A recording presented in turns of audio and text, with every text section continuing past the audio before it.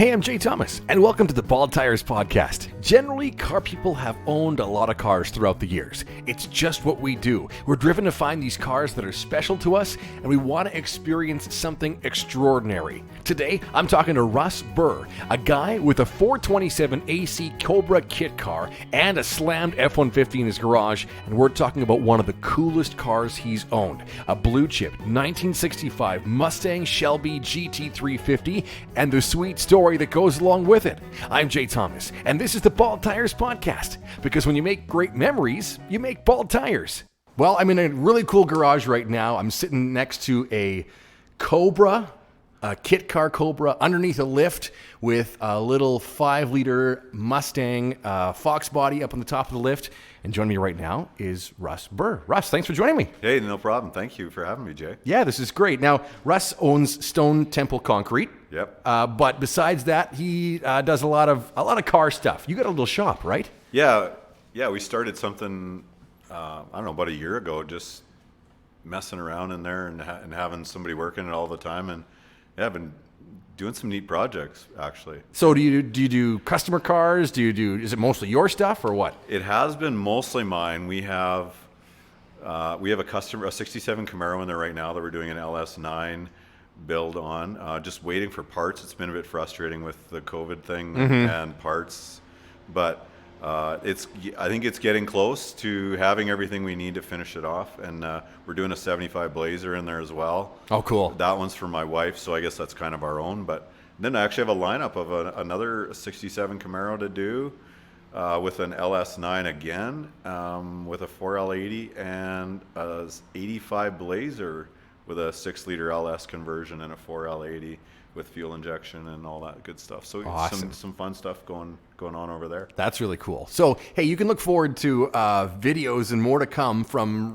Russ's garage, we'll just call it, and we'll be taking a tour of that at some point. But when I met you, Russ, you told me a really cool story, and that's what I wanted to share today. I mean, sounds like you've had a whole bunch of really cool cars in your lifetime, haven't you? I've had a few neat ones, yeah. Yeah. It's so, the guys you meet, the people you meet in this industry is so cool.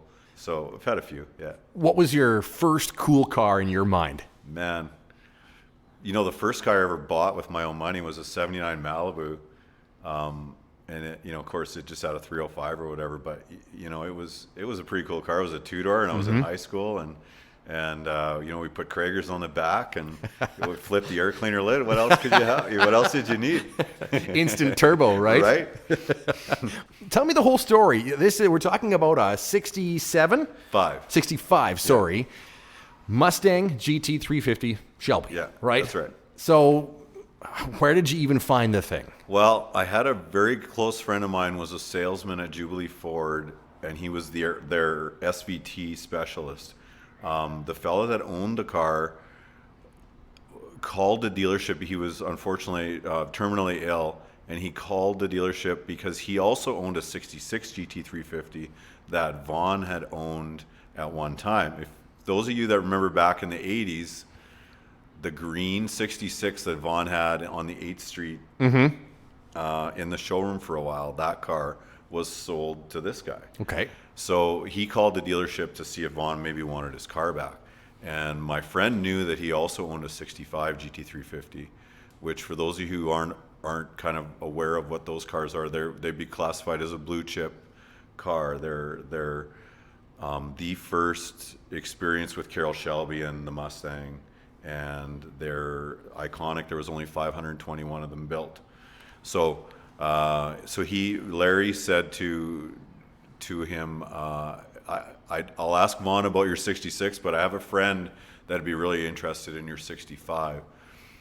And David said, well, I don't think I want to sell that car yet. And Larry said, well, can Russ just call you, and you guys can talk about it or whatever. So he'd agreed, and later that night I called him. We talked for 2 or 3 hours. He lived in Whitehorse, Yukon. Wow. So we're coming on to winter, and of course winter in Whitehorse is worse than here. Pretty extreme. Yeah.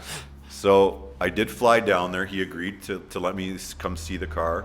We had talked about an approximate price on it where he possibly would sell it. Flew down there, and then Whitehorse. When you go to Whitehorse, you don't go there for the afternoon and come home. You're there 3 days. That's right, till the next flight leaves. That's right. And there's only it was like a Monday and a Wednesday or a Thursday flight or something. So I went down on the Monday, I think, and looked at the car. He gave me several hours by myself to just look at it, and I took pictures and sent pictures back to some of my buddies who knew a lot about Shelbys. And we had a conversation on that. And then, you know what, it just kind of died, and I hung out with the guy for like 2 days, and and he had other really cool cars, and we did that, and he took me to his chemo treatments and showed me all of his buddies' car collections, and had just the best tour ever of Whitehorse Yukon in the middle of winter. That's cool.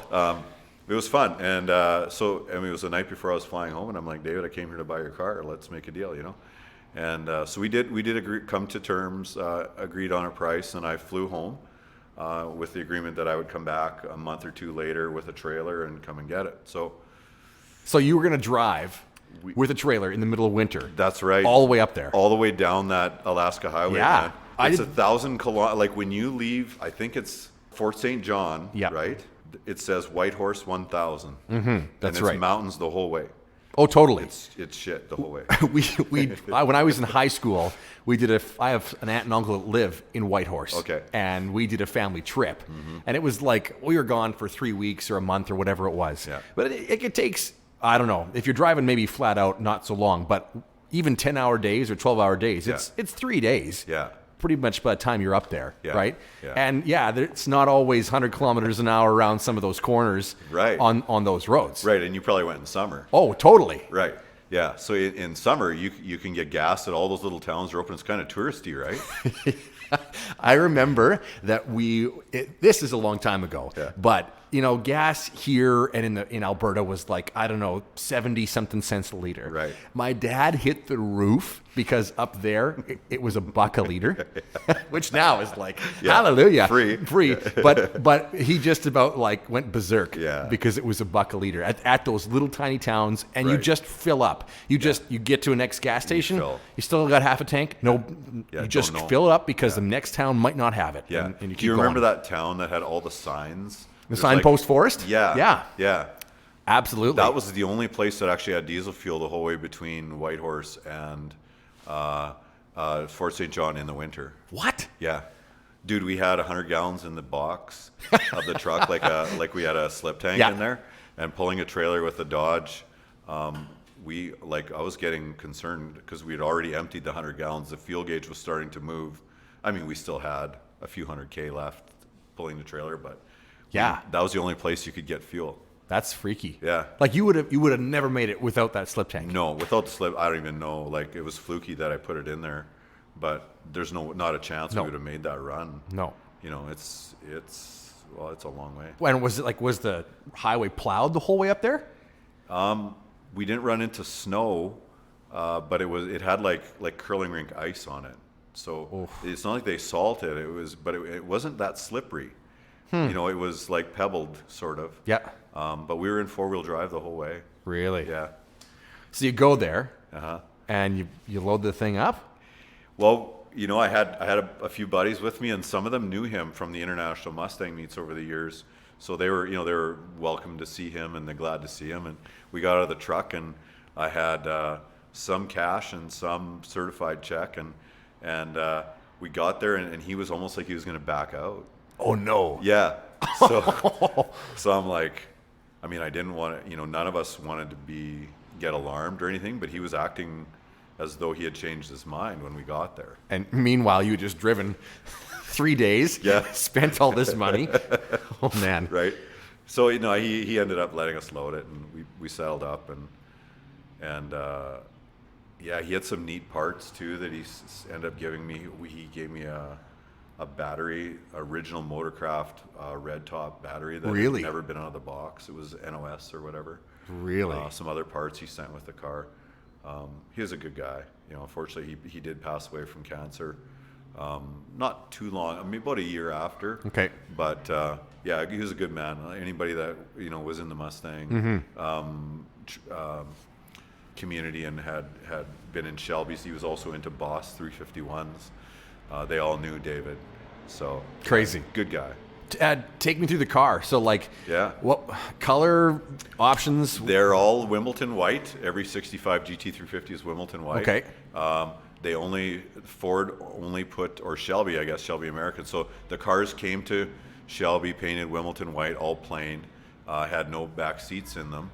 And the Shelby American turned them into essentially a road race car. So they put on magnesium wheels on them, or Kragers, depending if it was an R model or not. So the 521, those are street cars. Okay. So those had factory Kragers or from Shelby, and they put rocker panel stripes on them that said GT350. Mm-hmm. And that was really, all they did cosmetically to the car. It had a 4-barrel solid lifter cam 289 with a 4-speed, and no rear seat. And it had a roll bar in it, factory hoop roll bar. Yeah. Yeah.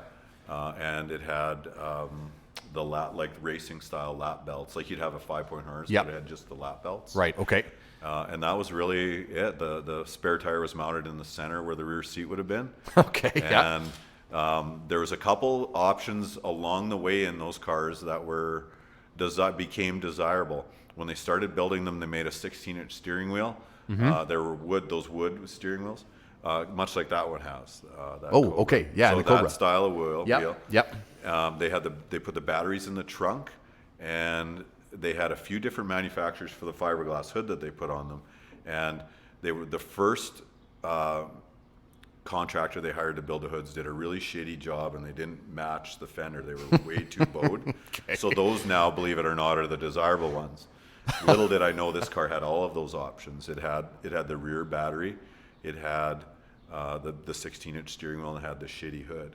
So those are what I found out when I went to sell the car is what everybody wanted. Wow. So I didn't really know that until I actually advertised it. But here we are. So we're loaded the car.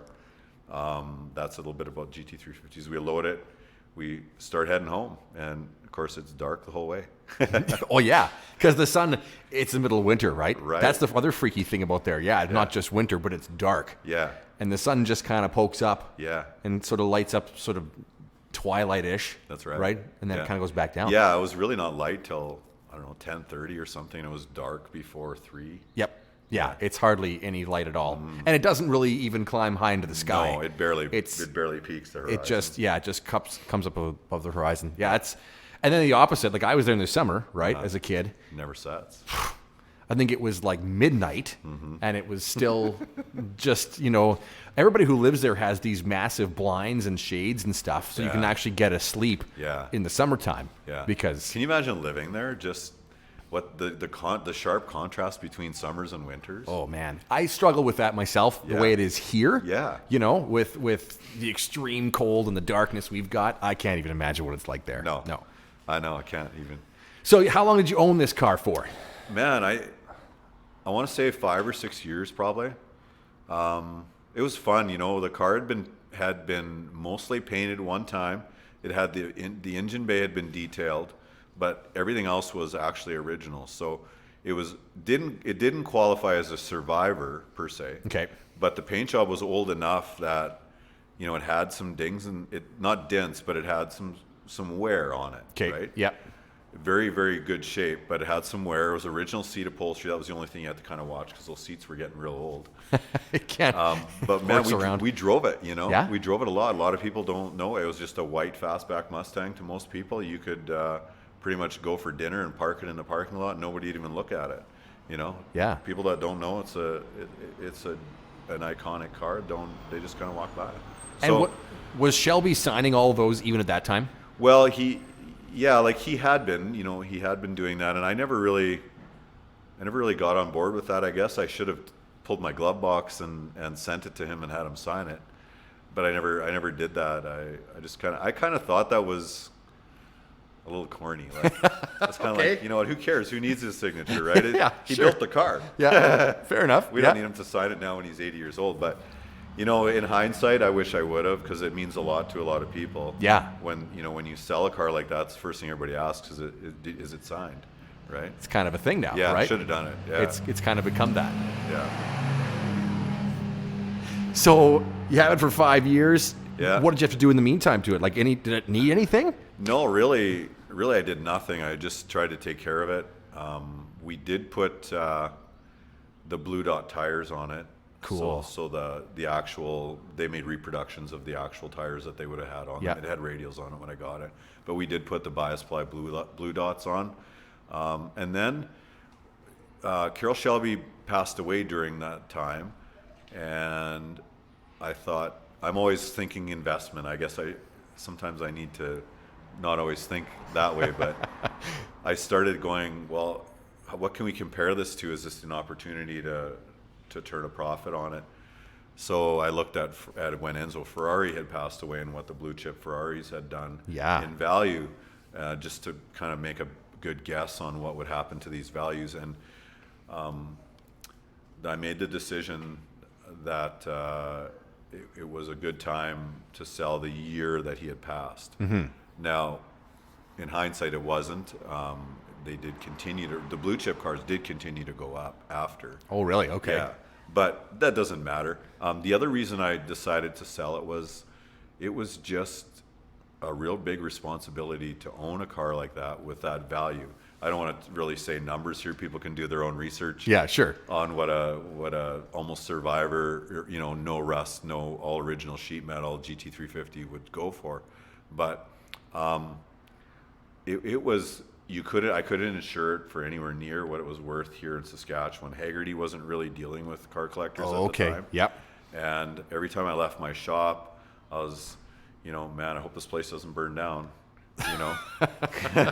With the car in it. Right. Yeah. Yeah. Yeah. Because it's worth so much. Yeah. How would you can't replace it, So we decided it was time to let it go into a collection. I think that stress probably is something that a lot of car guys battle. You're right. Because there are certainly, and we've both seen them at the Dragons Run Custom Show and all kinds of other places. Though, like there's lots of trailer queens, as we call them, right? Cars that are so well redone or customized that the mirrors go underneath of them when they're on show, and they're on the pedestal, moving or turning around the turntable. Yeah. But they never hit the road again. No.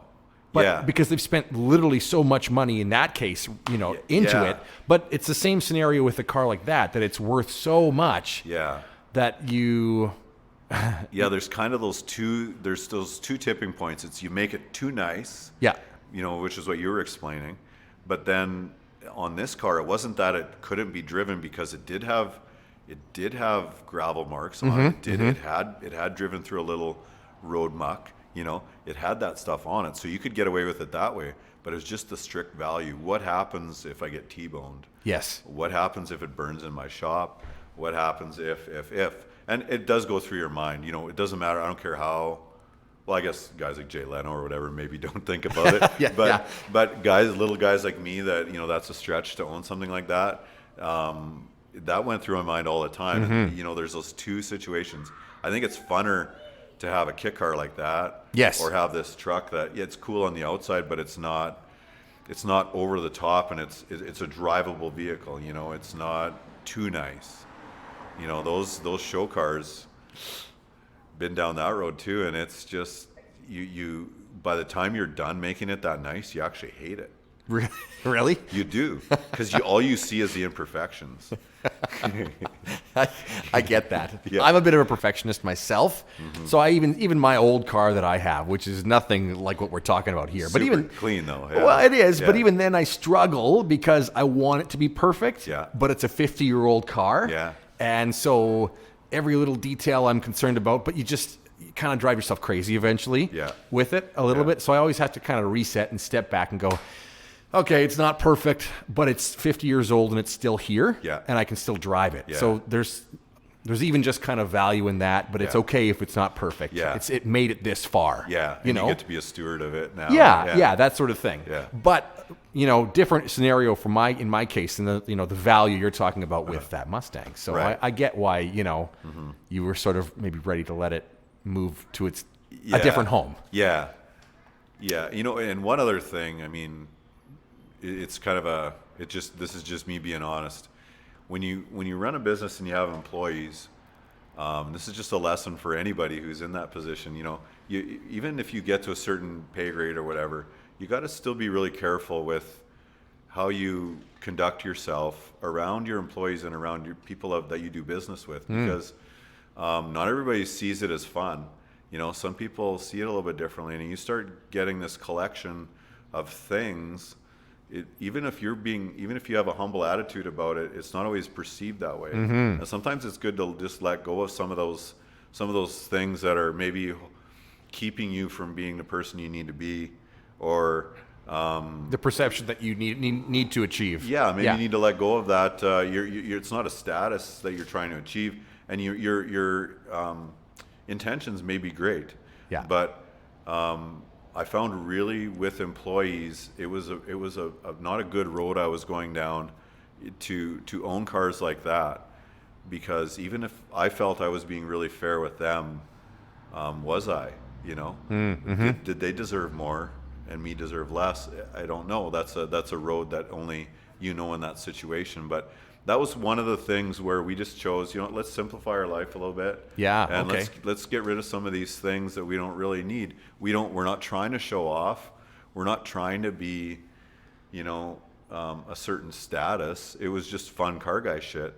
But so that was another reason. So there's kind of three reasons why we decided to advertise it. That's fascinating. Yeah. I guess that's, and I think everybody's been in a situation as an employee where, I get what you're talking about. Yeah.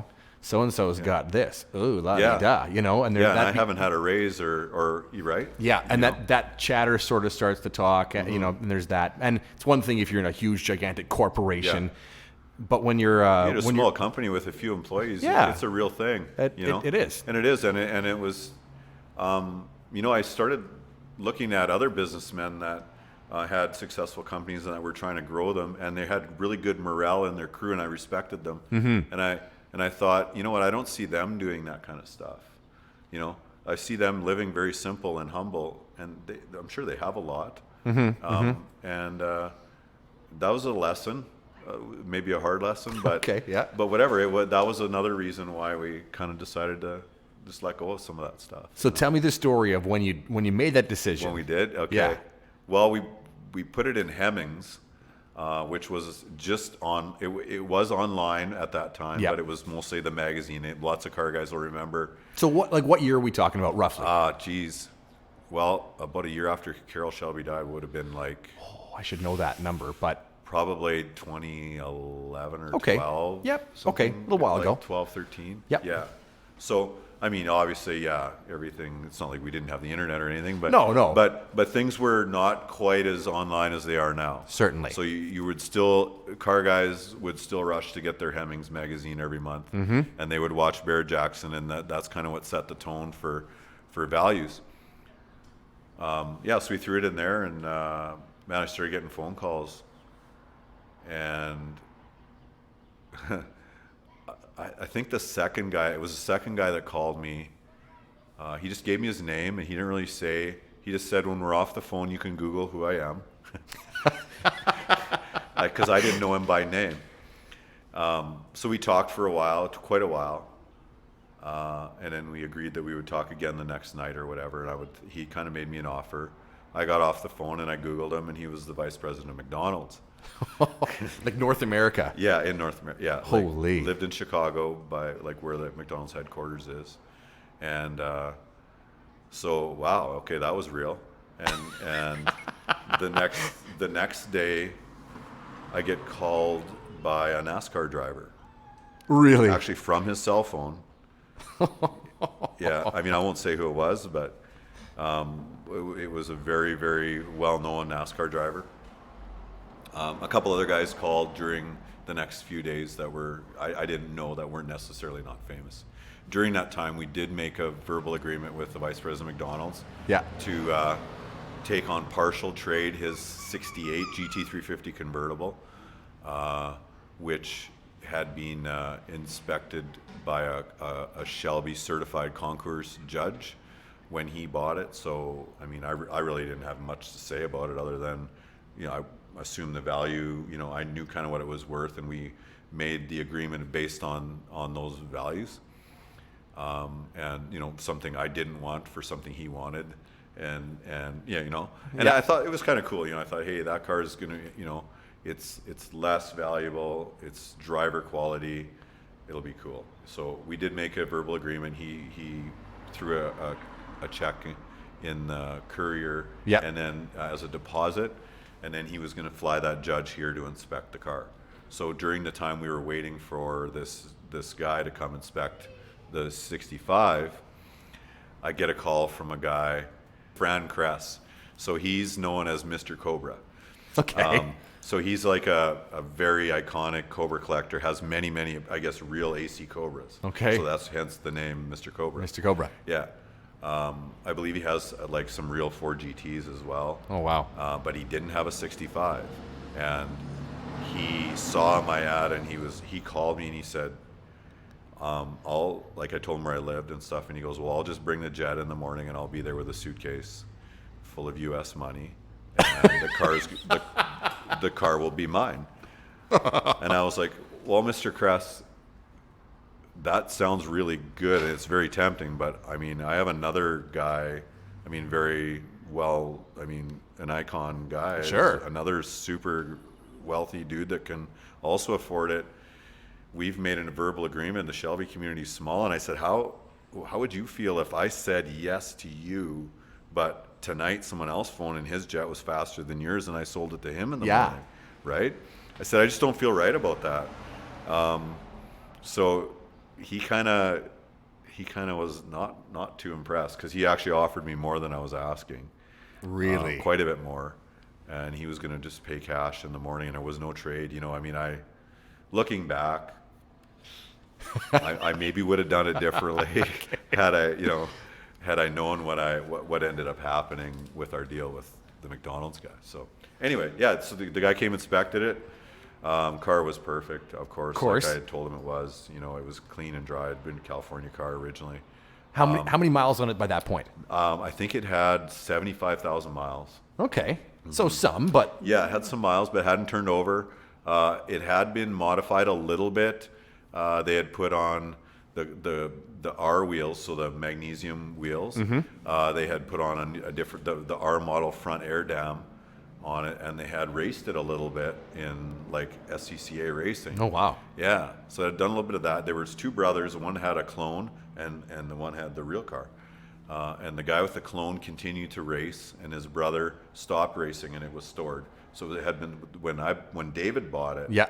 It had been stored for 20-some years in that state. And then when David got it, he put...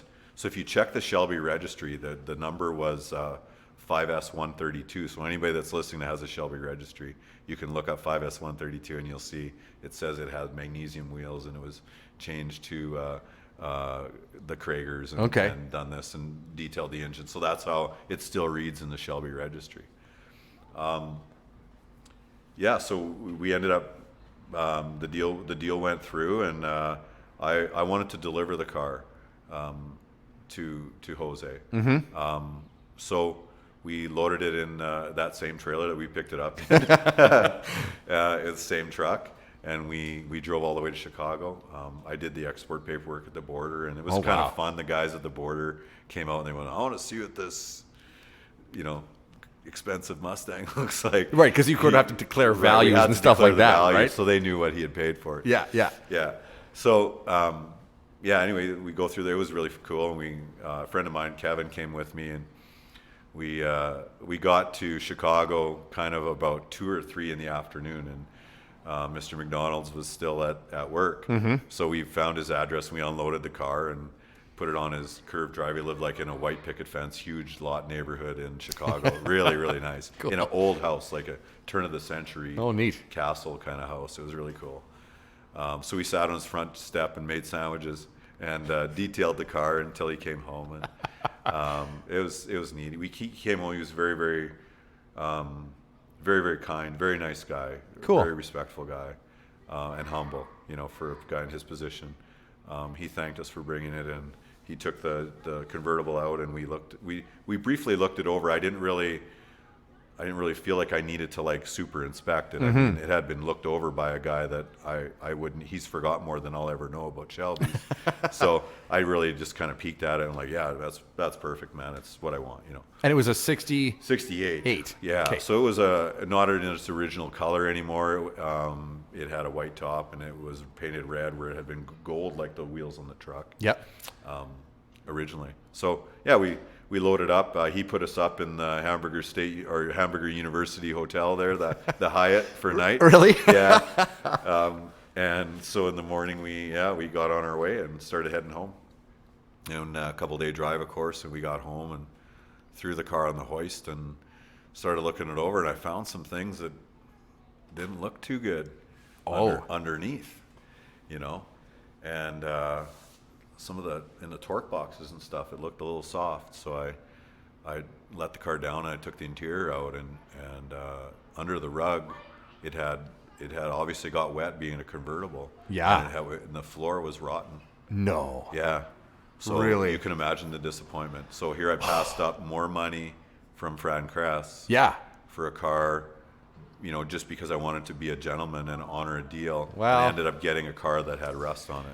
It's noble of you, but it sort of sucks. At that point, I was like, well, shoot, you know, that.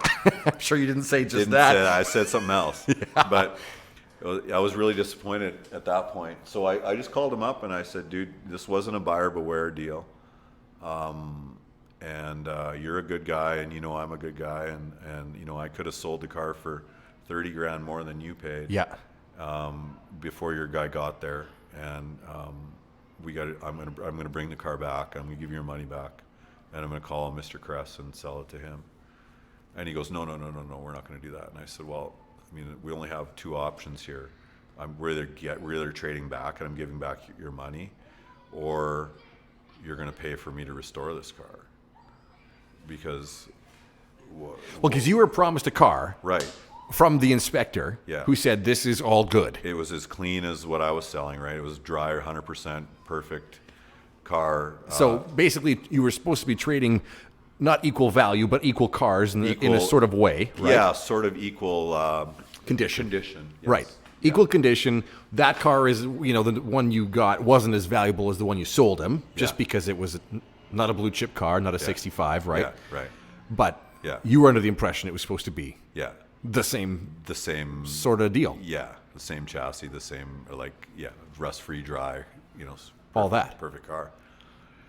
Well, so he said, "I'll leave that with me. I'm not going to leave you hanging, Russ." So he thought about it for a bit, and he called me back, and he said, "Let's get a price together for fixing the part that's rusted." He goes, "I don't think it's fair to ask for a full-blown restoration because then you're getting a car that's worth more money." And I'm like, "Yeah, you're right." Okay. To some degree, like, where do you stop though when you're fixing a car? Like, you're not going to like cut the center out of a car and then not paint it. Yeah. Right. You can't. So we actually tried that. Really? We had crossed our mind that we were going to try it. Let's say.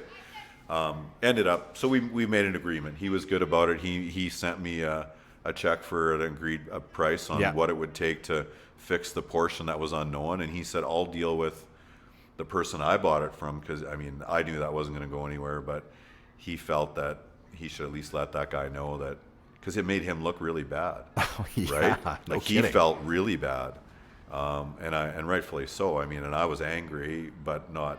I knew that he didn't mean. He didn't know that. Yeah. He genuinely didn't know that. So. Yeah, so we ended up doing a full nut and bolt concourse day one. Really? Rotisserie restoration on the 68, which was quite fun. We did it in 3 months. My friend Andrew Ferris, who built this truck, he did the rust repair and the paint and body. I kept the entire powertrain at my shop and did all the sandblasting and detailing of every piece, every nut and bolt myself. Wow. And the top and all the interior went to this guy named Tori during the same time. So we were working on it at 3 shops. Wow. So we got it done in 3 months. So we put it in the Dragons show on a rotisserie. Yep. You talked about earlier. It was one of those cars we went too far on. So it wasn't fun to drive either, and it wasn't what I wanted, right? Yeah. Because I wanted just a driver quality car that was cool, and then here we went too far on it again. So Man, sometimes we don't learn, right? So where'd that car end up? Well, we kept it for just a short time, did a few shows, and then I had a really cool 62 F-100 truck that we had also built too nice to drive. So we had these two things, and it was kind of, I had just kind of committed to living a simpler life. Yeah. And I had another one that was too nice. So I consigned both of them at Barrett Jackson, and we hauled them down there, and we sold both at a Scottsdale auction. We got accepted. It was a bit of work to get them imported because they won't really take your consignment until they have a title. Right. And being Canadian cars, they don't have a title. So that was a bit of a process, but I had a friend in Montana who I basically trusted. I gave him the cars, right? Yeah. Titled them in Montana. We could finish our consignment. And then when it came time to get to the auction, him and I towed him down there. Sweet. So that was a cool experience. It was the year Ron Pratt sold all his stuff. Oh, yeah? Okay. So we actually ended up in the tent 2 rows over from all Ron's stuff. And we got to start. The truck sold on Thursday. They call it happy hour. So right when 5:30 kind of thing. Yeah. And the truck sold. It went really well. It lit it up, man. It was pretty fun. Awesome. And that was a Thursday. And then Friday, the car sold. The Shelby sold at 6 o'clock sharp. It started the Shelbys. So it's really? kind of set the tone. Now, obviously, they never use the best car first, right? They save those for Saturday. Yeah. But they do sell some really good Shelbys on Friday night. It's always kind of been their thing. And they get like a good one to set the tone. So not the best one, because it was a small block automatic. So it's not a KR, and but it's a small block automatic convertible that's done day one restoration. So they picked it to start it off. Cool. It was neat. Yeah. Oh, that's fantastic. That was fun, man. It lit it up. I've never even, it's on a bucket list thing for me to go to one of those. What's Scottsdale like? What's that whole thing? It's What's electric. the whole thing like? Man, it's electric. Especially being a consigner. Oh, yeah. And it's nerve-wracking. But if you've ever done any other things with auctions, you pretty much know that any car that you bring to an auction that's quality is going to sell high. Yeah. Or at least what you should get, right? Mm-hmm. You're not going to get shafted.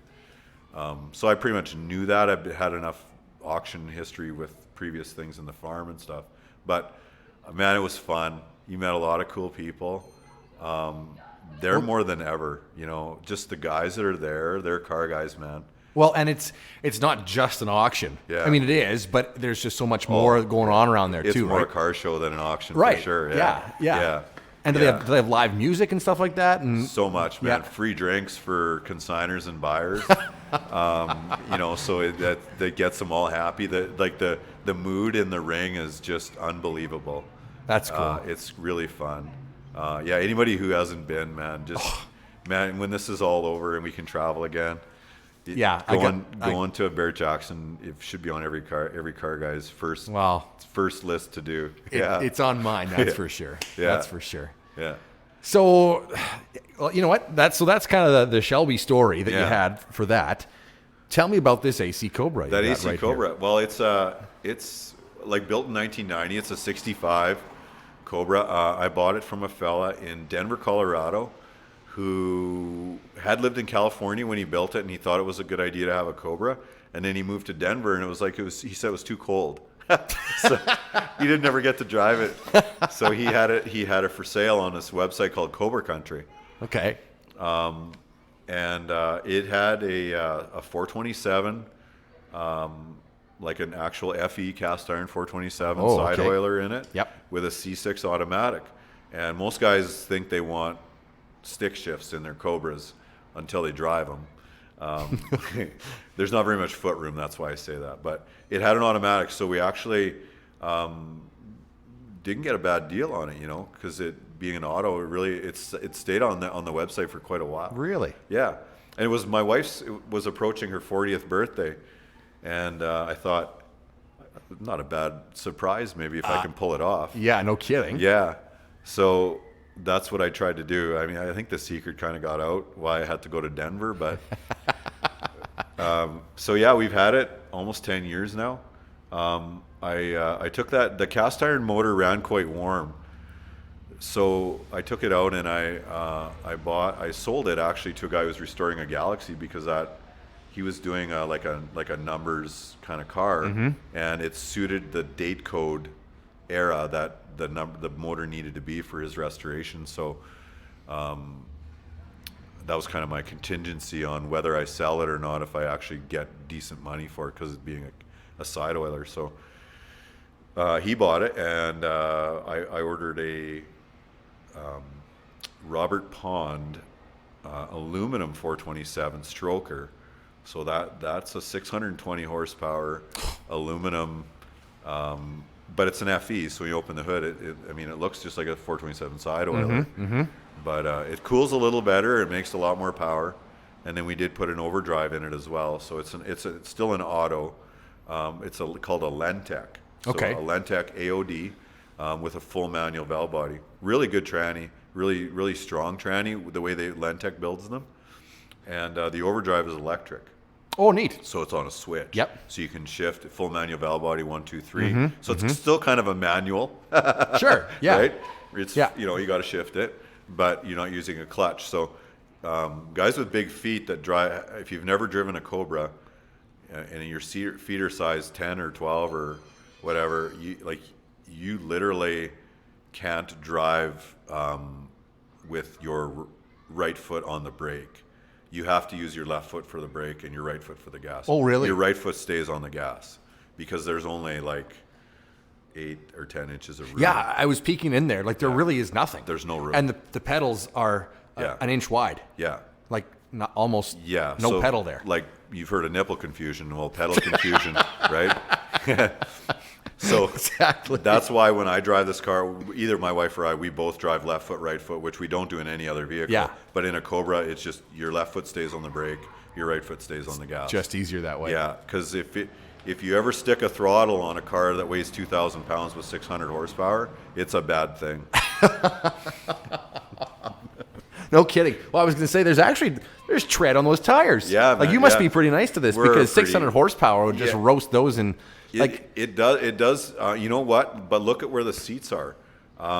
Look at where the front of the engine would be. Yeah, yeah. So really, you're sitting. You can touch the back wheels when you reach out of the door. yeah, with your left hand. Yeah. Yeah, and the front of the crankshaft pulley is actually behind the center axle. Oh, really? Like 10 or 12 inches. So that engine's actually, versus a Mustang, if you compare it to a Mustang platform, the whole powertrain and driver's position is pushed back like probably almost 2 feet. So Yep. with that said, the balance, when I'm sitting in that car, it has 52% rear weight Oh, really? with an aluminum big block in it. So it actually has surprising traction. It'll it still blazes the tires on command, but Right, it doesn't yeah. like incinerate them like a Mustang. Yes. The Front heavy. Right. And very little weight on the rear end of it. Right. Yeah. And they just blow the tires off, and once that happens, you're not going anywhere. Yeah, In a that's right. Cobra, even if the tires are squealing, it is still picking up speed fast because it doesn't weigh anything, and there's more weight on the rear wheels than the front. What you're really saying is that Carroll Shelby really knew what the hell he was doing. He knew what he was doing, dude. And if you ever listen to anything he ever said, it was all about balance and weight. He didn't give a shit how much horsepower anything had. It wasn't fast unless it was balanced. I think that's something that, I think our modern cars have lost a lot of. Yeah. I know this was a very special car even when it came out too, right? Obviously it was. But everything is just getting bigger and bigger and bigger, especially North American stuff. Right. And more horsepower. Yeah. But the ratio never really changes. No. And Without the traction control and stuff, those cars don't hook worth a shit. Yeah. They're getting smarter with launch control and everything, but we had a 2009 GT500 KR, even with drag radials on it, and if you put the traction control off, you couldn't even get that thing into the 12s. Yeah. At the racetrack. A 600 horsepower car that doesn't run 12s. What? Right. This car, I don't know what it would run, but man, I've raced a Hellcat with it in Mexico. In Mexico. You're right. But I raced a Hellcat with it from a dead stop, which I thought I was going to be in trouble because they got launch control, they got all the smart shit. Mm-hmm. Man, I pulled away on him like 4 bus lengths as soon as I hit go. You're kidding. Yeah, and I was going sideways, like using my whole lane the whole time, and he was so far behind me, man, you could hardly see him anymore. Really? At the end of first gear, yeah. So this car rolls, man, but it's all about balance. Yeah, and I think that especially European manufacturers in the 60s were and 50s and 60s and 70s, they were all kind of really into that. Like when European stuff showed up here, and that's what this really is. It's a British car. It's a British car, right? But that flipped everything on its head in North America because all of a sudden all this small stuff, these little vehicles, or like a Jag E-Type would show up. Relatively small car, but a V12 in it, and just handle like nobody's business. And that's, it's, I think say motorcycle manufacturers, they still do that, right? They still pare down every part they can, cut down weight, maximize that ratio, power to weight. But, like passenger vehicles especially, but even the performance stuff now, they just, more horsepower, more weight. They just, everything just goes up. Yeah, and they're not worried about balance either, and they are heavy cars. Oh, totally. Carroll Shelby said to his dying day, his 2 favorite cars were the slab-side Cobra, like the actual 289. He didn't even like these. The 427 Cobra, to him was a piece of shit. He didn't care at all for them. He was about the 289 Cobra, and you know what other car? The GLH, the Omni Shelby. That's hilarious. He said, like literally, I've heard lots of things about that.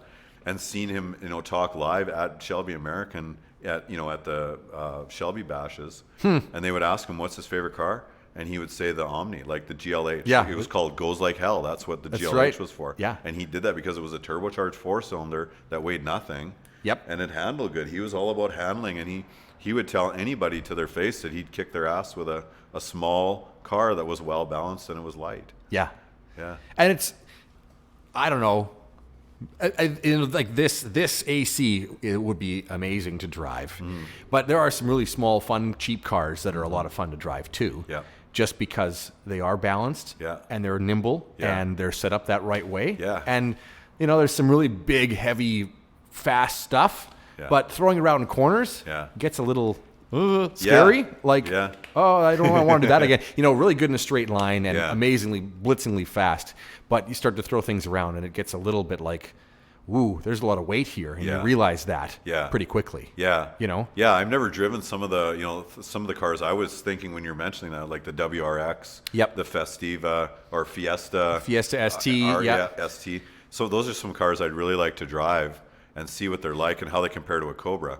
Because they've obviously come a long way with shock technology and things like that. And those cars are going to be balanced and they're going to be light and they're, I'd really like to drive some of them. Well, a friend of mine has a Fiesta ST. Okay. And you and I live in the same town, so we know what road we're talking about. But basically, end of 10th Street, turns past the dump. I mean, that corner he can do, he said it like 75 or 80 kilometers an hour. Wow. Doesn't even slow down. Doesn't even lift off. You just turn. Okay, you're brave. But it does handle that well. But it's not going to win a drag race. No.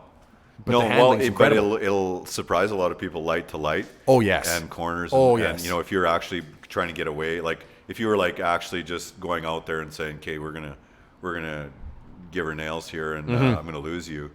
Man, those cars, you wouldn't stay with them in a Fox Body Mustang or a Challenger or even a new Mustang. I don't think you would. They're too heavy. Yep. I mean, even speaking of Mustangs, like outside there's a Coyote swapped, just a piece of shit Fox Body coupe, but we put a Coyote motor in it. Yeah, that's cool. So it's like, you're kind of doubling the horsepower. Yep. And that makes them fun. They're actually a little bit lighter than they were originally. Yeah, that's right. But a whole bunch more power and the technology of the variable cam timing and stuff like that, it really makes them fun.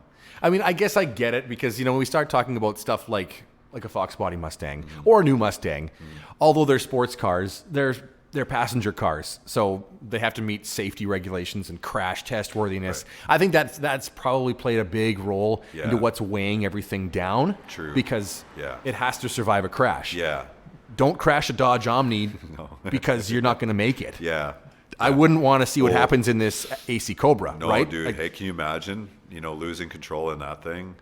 There's not even a roll bar in it. You basically, like, we tell you the truth, my wife and I don't even wear our seatbelt in that car. It's kind of like, I look at it as a go-kart. Yeah. Oh, yeah. I mean, the guys at kart race they're not locked into their cart. You kind of want to get out of there. Well, when it is what it is, it's basically a frame with a fiberglass top on it. Yeah. Right? Yeah. There's nothing else to it. No, there's nothing to it. I mean, and if you're going to roll it, you're dead if you're locked in there. Oh, yeah. You're better to take your chances of getting flung out on the first roll, I think. So we actually don't wear our seatbelt on purpose just because of that. In that specific car. Yeah. Only that car. Only that car. I can see that though. There's not much car there. No. And 600 horsepower. Yeah, and we're pretty nice. I mean, it's more or less just the ka-chuck. Yeah. Like big cam and drive it around. Who cares how much power it makes? It sounds cool and I can see. Fun. Like I say, I can see by the tires. There's still tread on them, so obviously you don't. It gets baby.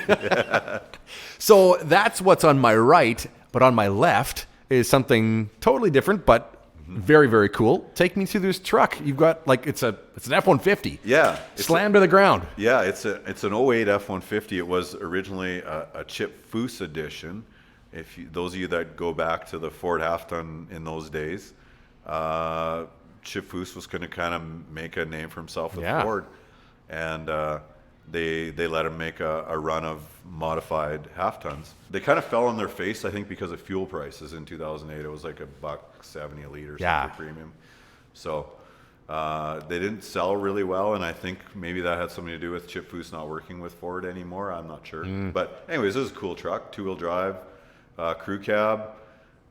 Became my daily driver. We had jacked up guys at the Jubilee business there. They had lowered it on the stock wheels, and it was static dropped. It rode really shitty, but it was low and it was neat. Yeah, it was red with silver stripes. Oh, okay.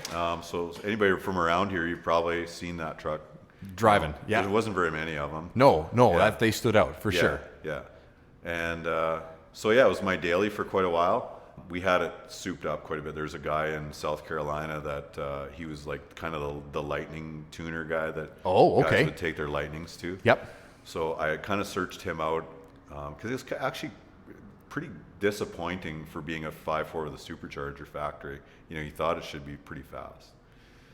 What you're saying is an EcoBoost is probably quicker. Probably. Oh, I would imagine an EcoBoost even now maybe would hang with it. Yeah. But so anyways, I took it down to South Carolina and he did a bunch of mods to it, ported the blower, did a bunch of stuff, headers, and it makes in the 500s at the wheels kind of thing. Wow. So, but it's still a heavy truck, right? Yep. So it's still not very fast. But anyways, my daughter asked if she could take it to school, and I was like, yeah, sure. So she did the one day. It was fine. That night she's telling me how she raced this Camaro from the lights at Costco, and I kind of thought to myself, you probably shouldn't let her take it tomorrow, but I did. I let her take it the next day again. Yeah. And she was late for school and had rained a little bit, and she took this back road where you're talking that same corner where your buddy can go 80K. Yeah. Well, she went around there, and there was somebody slow in front of her, and he wasn't too patient because she was late for school, so she pulled it down into second and punched it, and like at 60 miles an hour broke the tires loose. Uh-oh. And she spun around on the road and went through a barbed wire fence backwards into that marsh there that's on the left side. Oh, boy. So she called me, and it was our dad moment. It was a time for her and I didn't have the best relationship that a father and daughter should have at that point, but it was a turning point because it was, you're going to chew her out or are you going to ask her if she's okay? Yeah. Right? Yeah. So luckily things went okay there. I was better than you held it together. I was better than she expected. Oh, that's good. Okay. Yeah. So the cops came and got the truck and everything, and being that I mentioned Andrew Ferris, I mentioned his name earlier. He did that Shelby for me. We became friends over that build, and so this truck went to him. At that time, he was doing collision repair as well. Okay. So the SGI claim went through him, and they were able to save it just from not being wrote off. So during that time. So what was damaged? It needed a full paint job. Some of the ground effects were tore off. The frame wasn't bent or anything, but the wheels there was a couple bent wheels. Yeah. A few things like that. I can't remember the exact I think there was some dents along this side too, actually. Yeah, going through a fence. Yeah. Sure. Yeah, I think a post had kind of dented and it ripped the front cover It off. didn't end up in the water, did it? No, it wasn't in the water. It was in the weeds for sure. But yeah. Lucky, yeah. Yeah. So, I can't remember exactly the damage, but it was close. It was close. That they wanted to write it off. So we were able to save it from that. And while I was there, I'm like, Andrew, I've always wanted this thing on air ride. You do such a good job of air ride. Let's make it lay frame. So Awesome. that was all he needed to hear. Because anybody that knows him, that guy is like the absolute Einstein. Wow, looking at this truck, Metalwork. I Yeah. believe you. Yeah. Yeah, he stretched the quarter panel behind the rear wheel, so that when the truck lays frame, it actually lays body all the way around. Oh, the whole way. The whole yeah, way because around. it's a fascia on the front bumper. Yeah. And you've got kind of a rocker panel. Yeah, ground effects. On the Yeah. side. Yeah. But then, the back of the truck would be higher up if it was just stock. That's right. Yeah, they never are as low in the back as they are in the middle. Sure. So he stretched that so it lays out right around. And being that usually you got to body drop a truck for it to lay body, because when it hits frame, it doesn't lay body then. So you got to body drop them. But because this truck has ground effects, essentially it lays body and frame at the same time. So the cool thing though is the size of those rear wheels. So those rear wheels are 24 by 15s, and the tires are 405, 25, 24 Pirellis, and then 405, 25, 24 inch. Oh. Yeah. So the 405 means it's 16 inches wide, right? No kidding. Yeah. You could, if it was like a dished wheel, you could flip it over and take a bath in it, basically. Yeah, there's 12 inches of lip on that wheel. No kidding. Yeah. Yeah. Yeah. So then to do that though, You're right. the box had to all come apart. Yeah. So the box was off. Actually, the whole frame pretty much behind the cab was modified. Wow. The suspension is called a cantilevered 6-link. So the airbags aren't right on the diff. They kind of operate, I believe, on almost a 2-to-1 ratio. So the bag's quite short in travel, but it lifts on a lever. Okay. So the bag only moves 4 inches, but the truck moves 8. Yeah. Okay. It multiplies it. Yeah, that makes sense. Yeah. Sure. And that sort of idea makes it ride really good. Oh. Right? Because you got a small bag that's not on your diff. And you can run. Well, I don't know if air pressure wise, I'm not really an expert in that, but all I know is this thing rides great. A lot of air ride stuff doesn't ride that good. Hammers over everything. Right. So another thing that Andrew, he's just so smart that way. Wow. We ordered a system from a place in the States, but he ended up basically just making everything. Wow. And so that whole rear suspension is his doing. We cut the diff obviously just to the width of the frame. So we cut 14 inches out of the diff, essentially. Yeah, well, to get the wheels that wide, right, into the get thing. them tucked in. So you're basically tubbing it, right? Yep. And then we put Willwood brakes on it. Now that they don't make a rear brake kit for a 9 3/4 Ford, so that brake kit had to be basically, we ordered a kit for a 9-inch, and then Andrew welded the 9-inch bearing flanges onto this 9 3/4 Ford. Wow. And then had some of his own pieces machined to make that work. Again, we build some cars over at the shop right now, but we don't know anything. That guy knows. Yeah. He's he can just make it all work in his head. What's amazing though is when you look at this truck, it looks like it could have come out of the factory like this. That's there's people that have tubbed boxes and tubbed cars, but it just ends up looking like this sort of an oil drum cut in half and shoved in there. Yeah. The box of this truck looks like it was stamped at a factory because all those curved pieces and indents in every panel, Like that was all made by him. Yeah, it was all handmade on his Bally hammer. He's got 3 Bally tools, I think, and yeah, you know I had a couple stipulations, and one was I want it to look OEM. Yep. I don't want to make it look showy or flashy, and we're not putting it on mirrors ever. We're not doing anything like that. Like, give it a cool paint job. So we did do a rendering. Actually, it was supposed to be blue with like those are billet wheels. You know, they were just going to be polished billet wheels. Yep. And the truck was going to be blue with silver. And we really were all about the rendering. And then as time went on, it took some time to build the truck. As it went on, we were kind of like, that's kind of mini trucky, right? That's kind of like that chrome thing's kind of over. And then he sent me a picture one day of this Lambo that was wrapped with this a similar wrap to this paint job. Yeah. And it had gold wheels, and he's like, "What do you think of this color combo?" And I'm like, "Yeah, man, let's do that." To describe this color, and there's going to be pictures up on my website and everything like that, but it's a flat matte color. Satin. Yeah. Okay, that's the perfect word. Yeah. That's the real description. But it's a dark charcoal. Yeah. But it has like a hint of there's something else in there. It's actually like gunmetal gray with metallic. Yeah. And then if you would have put shiny base clear on it, would be like a shiny gunmetal. But he actually he puts a flattening agent into the clear and flattens the clear down to a satin finish. Oh, that's cool. And that's how he achieved that. That looks like wrap, right? It does. Yeah. Everybody asks if it's wrapped, and you tell them it's paint, and they're like, "How the heck?" Because it's so perfect. Yeah. The whole truck is so uniform. Yeah. There's not like a flaw in it anywhere. No. And it's such a perfect paint job. It's unbelievable. Yeah, and there's nothing you can do, the way I understand paint, with satin clear. Like when you're doing base clear, if you have a blemish or you have a bug falls in or whatever, you polish it out, right? Mm-hmm. Well, with satin, you can't. There's no polishing. No, because you just make it shiny. It's out of the gun. Like because you're right. If you're gonna polish, you're gonna make it shiny. So even wiping this truck, you have to use a special product so it doesn't get shiny.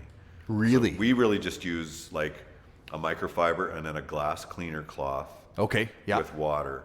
But I do have like a speed detailer that's meant for satin paint. So this truck is a summer truck only then, right? Yeah. You know what? I call it an ice cream truck. You go to get ice cream in it. Right. It's just for getting ice cream. Yeah.